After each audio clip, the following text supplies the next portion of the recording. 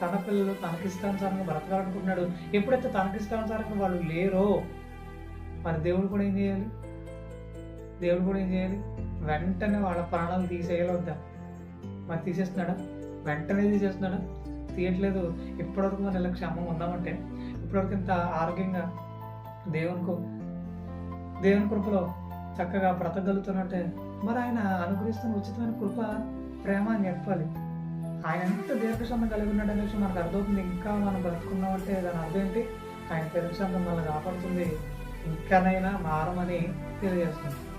మరి ఈ విషయం మనకు అర్థమైతే మౌనం ఉండగలమా? మరలా వ్యతిరేకంగా బ్రతకగలమా? దేవునికి బ్రతకలేము. ఇప్పుడే మన హృదయాన్ని దేవుని వైపు త్రిప్పుకోవడమే కాదు, దేవునికి అనుకూలంగా మన బ్రతుకు జీవితాన్ని, మన బ్రతుకు కాలాన్ని కొనసాగిస్తూ ఉంటాం.